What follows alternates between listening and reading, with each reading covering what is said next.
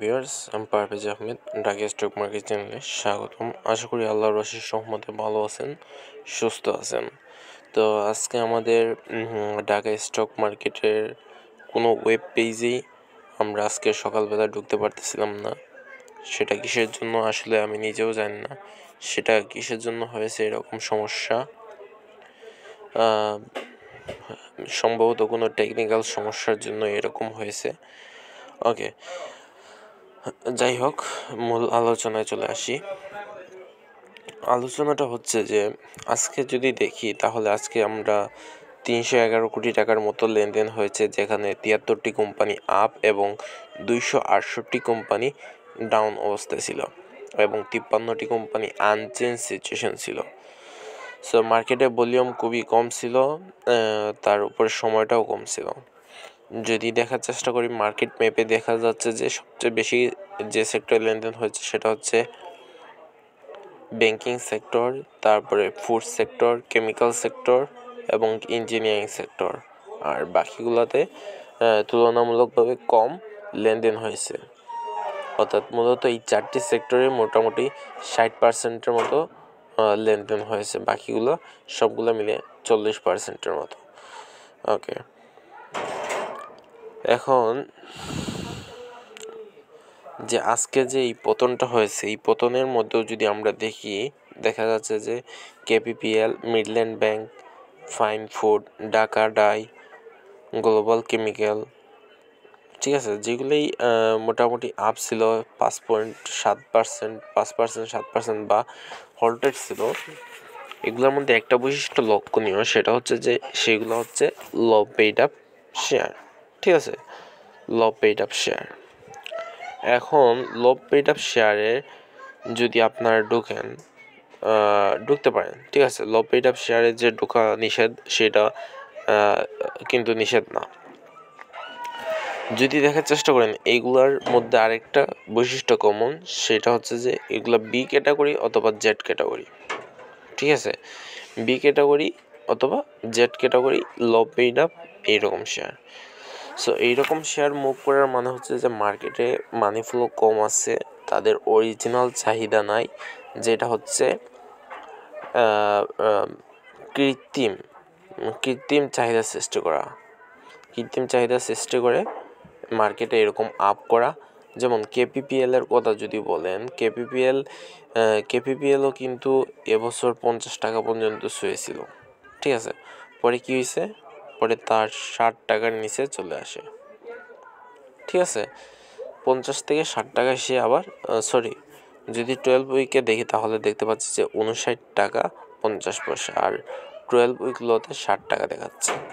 So আমরা এটা বুঝতে পারতেছি যে এই সমস্ত শেয়ার অনেক বেশি আপস অ্যান্ড ডাউনস করে।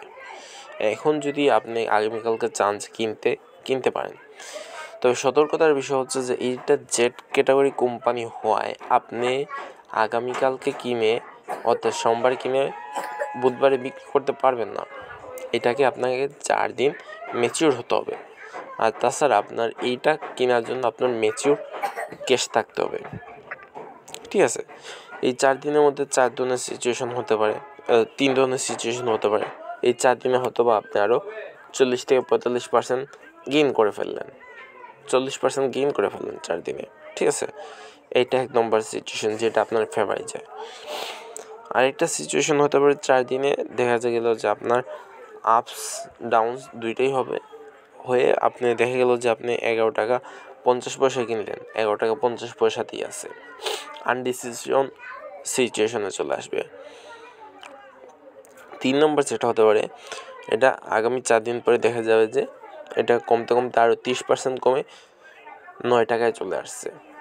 ঠিক আছে, সো এই 3টা সিচুয়েশন হতে পারে। এখন আপনি কিভাবে কোন প্লেন এক্সিট করবেন সেটা আপনার ব্যাপার, এবং এই জায়গায় কিন্তু কোনো আপনার গ্যারান্টি নাই যে এই জায়গা থেকে আপনি গেইন করতে পারবেন।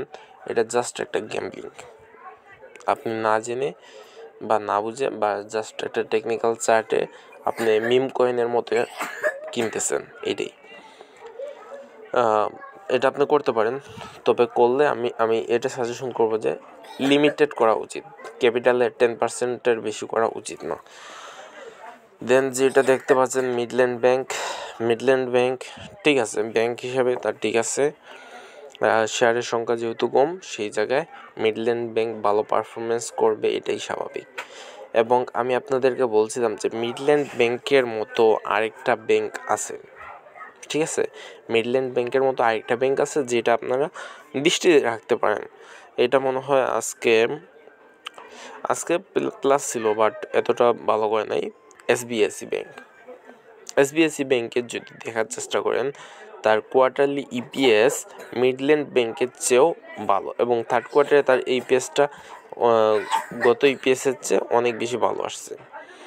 তাছাড়া যদি দেখার চেষ্টা করেন তার টোটাল শেয়ার পাবলিক শেয়ার সংখ্যাও কিন্তু 12 কোটি, অর্থাৎ ওই জায়গায় 9 কোটি আর এই জায়গায় 12 কোটি, ঠিক আছে। এইটা হতে পারে আপনার সেকেন্ড মিডল্যান্ড ব্যাংক এরকম, হয়তো বা এটা এখনও ওই রকম নজরটা আসে নাই মার্কেটের, বাট আমার মনে হয় এখানে মোটামুটি খুব বেশি না হলেও 20-30% প্রফিট জেনারেট করা সম্ভব হবে। যাই হোক, ভালোর মধ্যে আর কি যতটুকু সেফটি পাওয়া যায় সেটাই আমাদেরকে উচিত চেষ্টা করা, সেটা আমাদেরকে গ্রহণ করার। আর একটা জিনিস সেটা হচ্ছে যে মার্কেট অহরহভাবে পড়তেছে, মানে দেখা যাচ্ছে যে গতকালকে যেটা হোল্ড হয়েছে আজকে সেটা ফল হচ্ছে। সো এই জায়গায় কোনো কেউ আপনাকে এটা বলে দিতে পারবে না যে 100% এটা উপরে উঠবে, ঠিক আছে। তবে একটু বুঝে শুনে এগুলাতে ইনভেস্ট করলে আমি আশা করি আপনারা সেফ থাকতে পারবেন। এখন যদি বলেন যে কীভাবে ইনভেস্ট করবেন, যেমন আমি পূর্ববর্তী ভিডিওতে বলছি যে সামনে ডিসেম্বর ক্লোজিংয়ে সাধারণত দেখা যায় যে ব্যাংক সেক্টরের বড় একটা ভূমিকা থাকে, তারপর ফাইন্যান্সিয়াল সেক্টরের ভূমিকা থাকে। ব্যাংক সেক্টরের মধ্যে যেগুলো কোম্পানি, এই সমস্ত ব্যাংকের মধ্যে যারা আন্ডারভ্যালুড আছে বা যারা পারফরমেন্স নিচের দিকে আছে বাট অ্যাজ এ কোম্পানি তাদের মধ্যে ঠিকঠাক আছে, সেই সমস্ত কোম্পানি আপনারা দেখতে পারেন। এর মধ্যে যারা প্রতি কোয়ার্টারে পজিটিভ আছে এবং যারা কন্টিনিউয়াসলি ইপিএসের গ্রোথ করতেছে সেই সমস্ত কোম্পানিতে রাখতে পারেন। সেটা কই থেকে বলতেছি, একটা মিনিট। যেমন এই যমুনা ব্যাংকের কথা যদি বলি এজ এ জাস্ট একটা উদাহরণ হিসাবে, এটা 8% স্টক, 8.5% স্টক, এবং যদি ডিভিডেন্ড ইল্ড দেখেন প্রায় 9%-এর মতো ডিভিডেন্ড ইল্ড। সো 8 আর 9 যোগ করলে মোটামুটি 17-18%। অর্থাৎ মার্কেট যে অবস্থায় আছে, মার্কেটের আমরা দেখব যে এই বছর এভারেজ তার কত ছিল, ঠিক আছে। যদি লোয়েস্ট দেখার চেষ্টা করি তাহলে লোয়েস্ট দেখা যাচ্ছে যে লোয়েস্ট 16.5, এবং যদি হাইয়েস্ট দেখার চেষ্টা করি দেন হাইয়েস্ট হচ্ছে 21 টাকা 17 পয়সা। ধরলাম 21 টাকা 20 পয়সা যোগ 16 টাকা 50 পয়সা ডিভাইডেড 2, তার এভারেজ যদি আমরা ভ্যালু ধরি তাহলে দেখা যাচ্ছে যে তার এই বছরের এভারেজ ভ্যালু 18 টাকা 90 পয়সার মতো আসে। সো 18 টাকা 90-এর উপরে আমরা 17% যদি ধরি তাহলে আমরা এটার মার্কেট ভ্যালু হওয়ার কথা 22 টাকা 10 পয়সা বা এরকম সামথিং। সো দেখা যাক এটা 22 পয়সা যায় কিনা, ঠিক আছে। যদি আমরা প্রিভিয়াসলি দেখি তাহলে দেখতে পাচ্ছি যে প্রিভিয়াসলি 22 টাকাতে ছিল, গত বছর ছিল 22 টাকা, অর্থাৎ গত বছর সে ফেয়ার ভ্যালু ছিল 22 টাকা, বর্তমানে আছে 19 টাকা 50 পয়সা। সো 19 টাকা থেকে 22 টাকা 10 পয়সা যদি আমি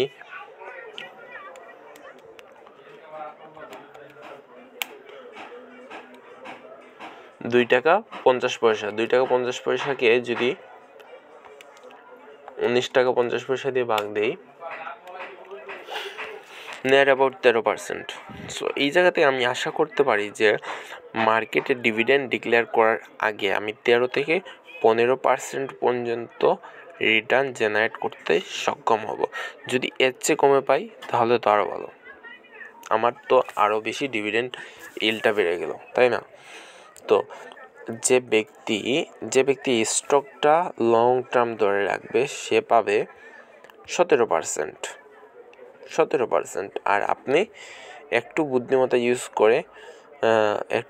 ইউজ করে অল্প দিনের মধ্যে 13 থেকে 14% জেনারেট করতে পারতেছেন, অর্থাৎ সময় আপনার কম লাগতেছে। ওকে, আগামী 2 মাস বা 1 মাসের জন্য এই সেক্টরের দিকে নজর রাখতে পারেন। আশা করি মার্কেট যদিও সবগুলাই ফল করে, এই সেক্টরটা আপনাদেরকে হেল্প করবে।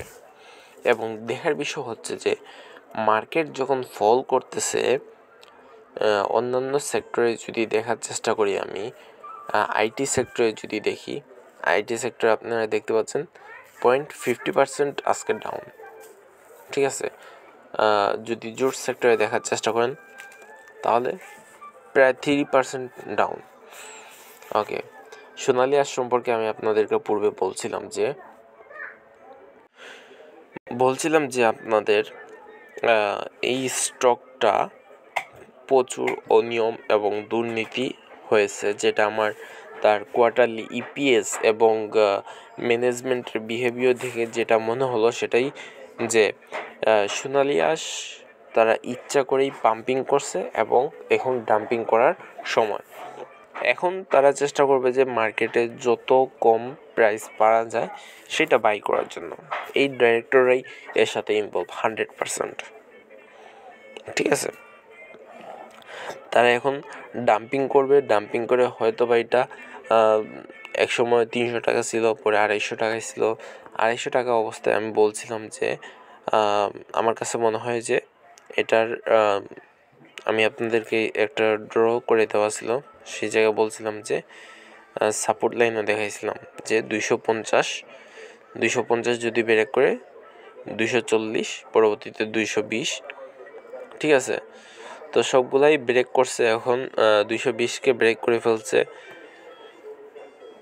এখন এটা হতে পারে যে এটা 150 টাকায় চলে আসতে পারে যদি মার্কেট এরকম অবস্থায় থাকে। যদি মার্কেটের যে একতরফা একটা যে ভাব চলে আসছে যে মার্কেট পড়তেছে, সো এইটা যদি কন্টিনিউয়াস থাকে তাহলে 150 টাকা আসলেও আমি তেমন অস্বাভাবিক বা কিছু হব না, ঠিক আছে? মার্কেটে কারণ মানি ফ্লো অনেক কম, সেই জায়গায় 2-4টা লো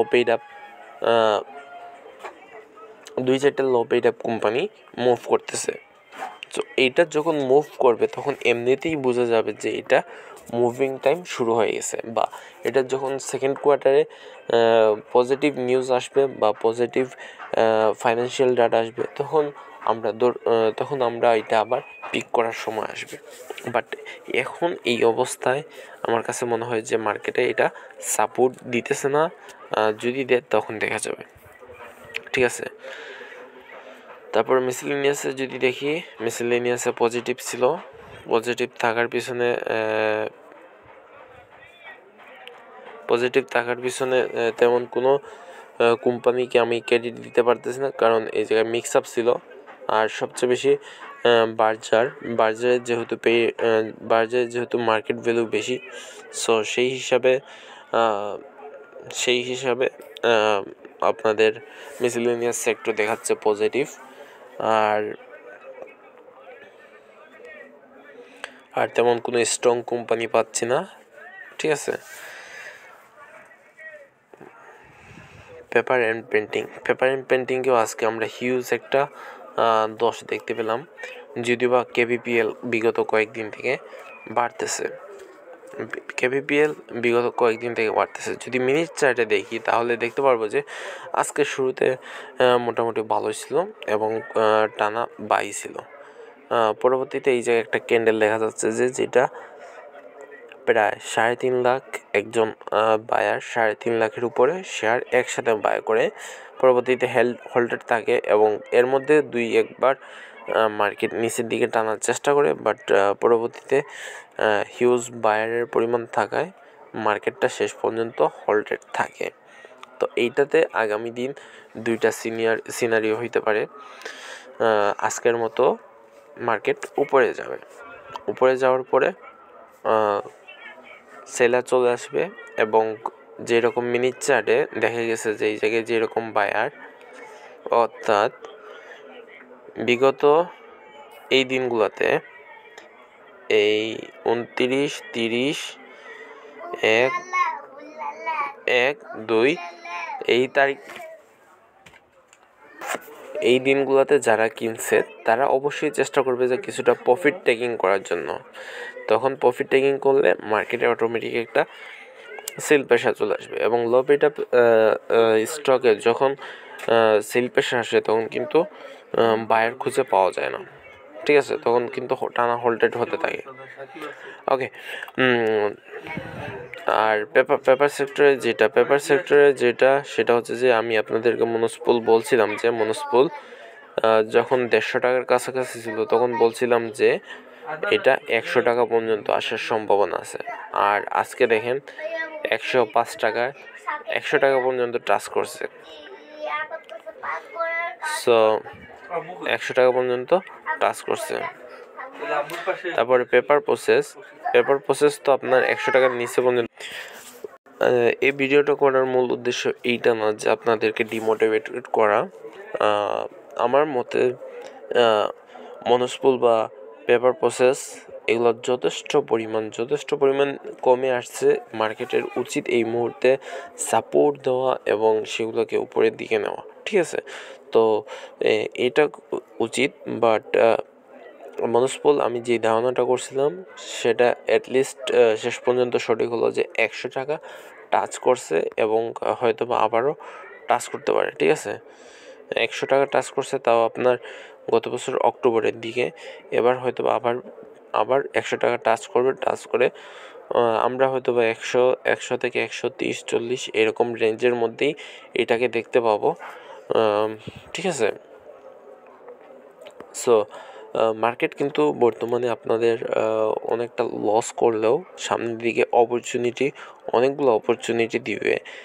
আর ইকোনমিক অবস্থা একটু যদি সবল হয় তাহলে আপনাদের হিউজ পরিমাণে একটা রিটার্ন দেওয়ার সম্ভাবনা আছে। সো এই মুহূর্তে আমার মনে হয় সেফটিটাই আপনাদের সবচেয়ে বেশি প্রয়োজন, ঠিক আছে। সেফটিটা সবচেয়ে বেশি প্রয়োজন। তো সেই হিসাবে আমি যেটা এমতো অবস্থায় আপনারা দুইটি কাজ করতে পারেন। আমি যেটা আমার ব্যক্তিগত ধারণা এবং আমার প্ল্যান এরকম করার, সেটা হচ্ছে যে টোটাল একটা বছরকে দুইটা পার্ট করে নেবেন। যেমন আমাদের মার্কেটে দুইটা সিজন আছে, একটা হচ্ছে ডিসেম্বর ক্লোজিং আর একটা হচ্ছে আপনার জুন ক্লোজিং, ঠিক আছে। তো জুন ক্লোজিংয়ের সময় দেখবেন যে যেগুলো কোম্পানি ডেপ্ট ফ্রি বা যেগুলো কোম্পানির সারপ্লাস ইনকাম আছে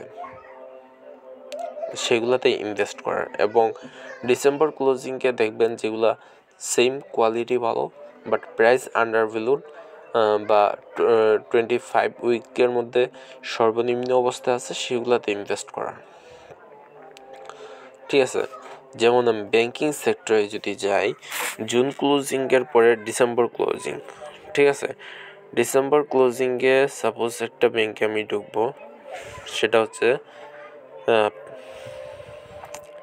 পূবালী ব্যাংক, ঠিক আছে। এখন আমি পূবালী ব্যাংকের অবশ্যই চার্টটা দেখব, ঠিক আছে। আমি যখন চার্ট দেখবো যে দেখা যাবে যে আপনার বিগত বছর সে সর্বোচ্চ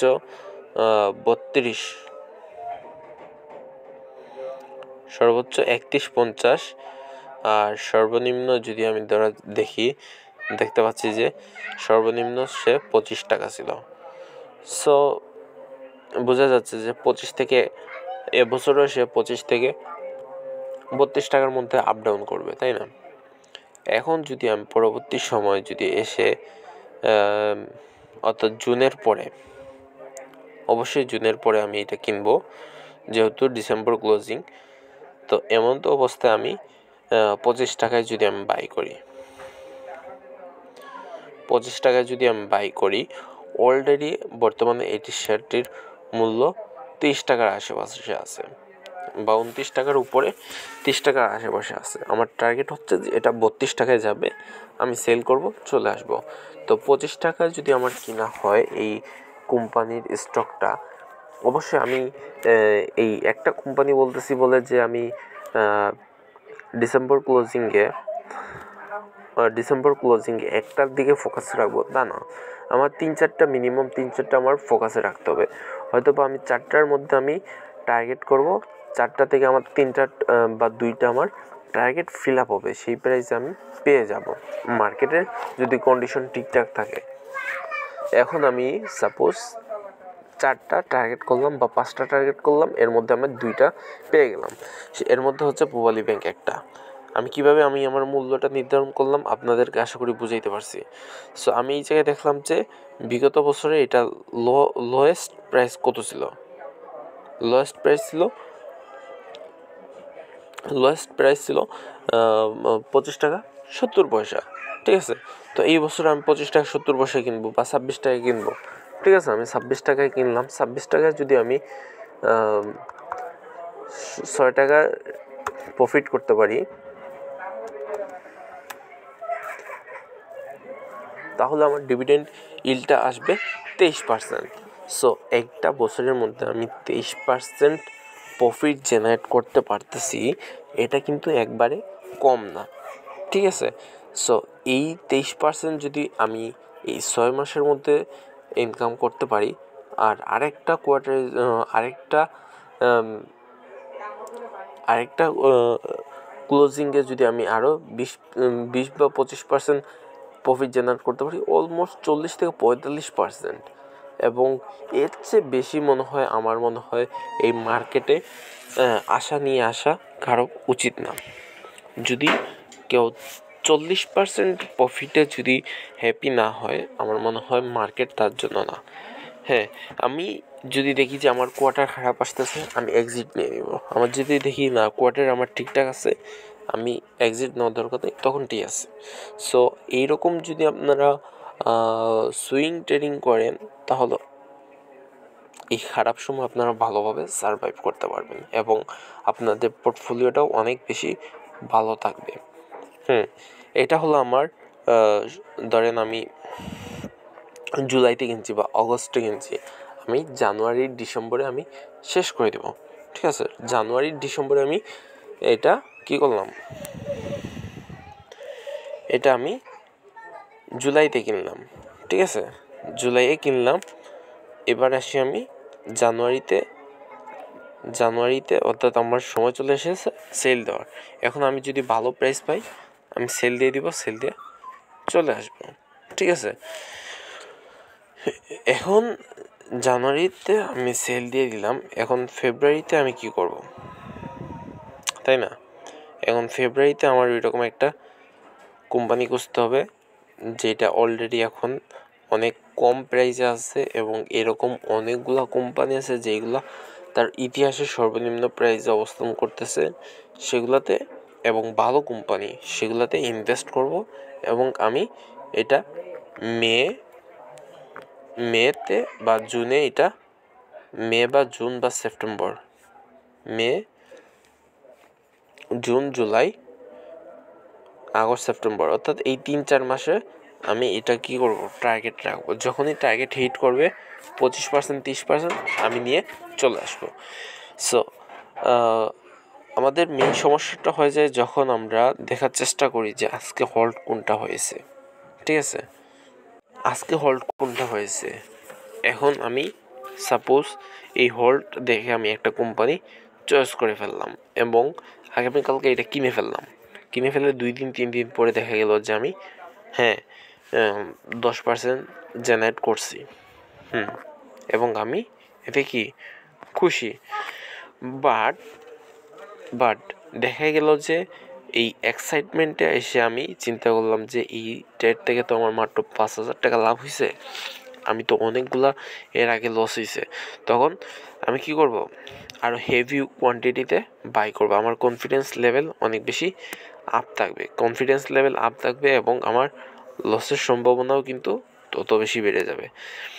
সো যদি একটা রুলস থাকে তাহলে রুলসের মধ্যে পরিচালনা করলে আপনারা বেনিফিটেড হবেন। ঠিক আছে, আশা করি আমি এই ভিডিওটা একটু দীর্ঘ হয়ে গেছে, অন্যথায় আমি এত লং ভিডিও তৈরি করি না। আপনাদেরকে বোঝানোর স্বার্থে যদি ভুল ত্রুটি হয় ক্ষমা সুন্দর দৃষ্টিতে দেখবেন। ভালো থাকবেন, সুস্থ থাকবেন। আল্লাহ হাফেজ।